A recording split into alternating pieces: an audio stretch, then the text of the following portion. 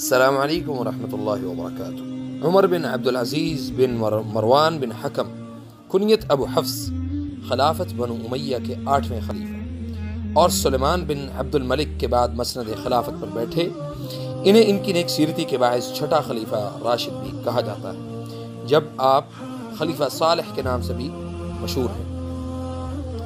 عمر بن عبدالعزیز نے 61 ہجری میں مدینہ منورہ میں آنکھ کھولی۔ نام عمر بن عبدالعزیز بن مروان اور کنیت ابو حفص تھی۔ آپ کی والدہ کا نام ام عاصم تھا، جو عاصم بن الخطاب کی صاحبزادی تھی، گویا حضرت عمر فاروق کی پوتی ہوئی، اس لحاظ سے آپ کی رگوں میں فاروقی خون تھا۔ 61 ہجری اور 681 عیسوی کو مدینہ منورہ میں پیدا ہوئے۔ ان کے والد مسلسل 21 برس مصر کے گورنر رہے۔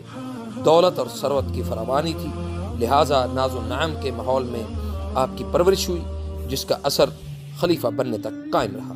وہ ایک نفیس طبع خوش پوش مگر صالح نوجوان تھے۔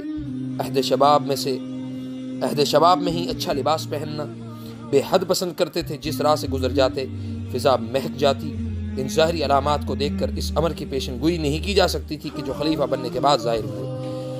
حضرت عمر بن عبدالعزیز خلیفہ بننے کے بعد ان کی زندگی بالکل بدل گئی، اور انہوں نے اپنی جو قرآن و سنت کی جو تعلیم ہے اور فقہ کی تعلیم ہے، اس کے لیے جن اساتذہ سے انہوں نے علم حاصل کیا، ان میں اہل علم حضرت انس بن مالک، صائب بن یزید، یوسف بن عبداللہ جیسے جلیل القدر صحابہ اور تابعین کے حلقہ میں ان کے دروس میں شریک رہے۔ بچپن میں ہی قرآن کریم کو حفظ کر لیا اور قرآن و حدیث کی اور فقہ کی تعلیم مکمل کر کے ایک خاص مقام حاصل کر لیا۔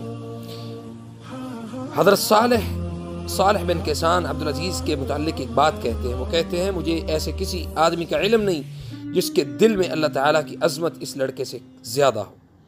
یاد رکھیں کہ حضرت عمر بن عبدالعزیز کو زہر دے کر مارا گیا تھا۔ ان کی شہادت 101 ہجری بمطابق جنوری 720 عیسوی میں۔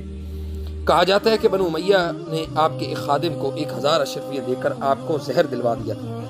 آپ کو بیماری کے دوران ہی اس کا علم ہو گیا تھا، لیکن آپ نے غلام سے کوئی انتقام نہ لیا، بلکہ اشرفیاں اس سے لے کر بیت المال میں داخل کروا دیں اور غلام کو آزاد کر دیا۔ اور زہر دینے کی وجوہات میں ایک تو یہ بات شامل تھی کہ آپ خلفائے راشدین کے مانند خلافت کے امور چلاتے تھے، دوسرے یہ کہ ان کی وجہ سے بنو امیہ اپنی مخصوص مالی لوٹ مار نہیں کر سکے، کیونکہ حضرت عمر بن عبدالعزیز بیت المال کو مسلمانوں کی امانت سمجھتے تھے۔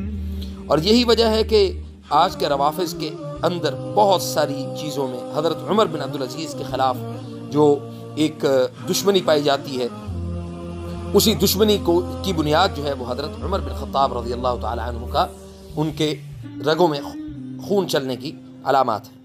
اور اسی لیے شام کے شہر میں ان کو بہت ان کی قبر کشائی کر کے ان کی وہاں پہ جو باقیات تھی ان کو نکال کر بڑی بے دردی کے ساتھ وہ ان کی بے حرمتی کی گئی، اور دنیا کو یہ باور کروایا گیا، نعوذ باللہ من ذالک، کہ ہم کل کو حضرت عمر کی اور حضرت ابو بکر کی بھی قبروں کی اسی طرح قبر کشائی کریں گے، اور وہاں پہ ان کے خلاف وہ ہم اعلان بغاوت کریں گے۔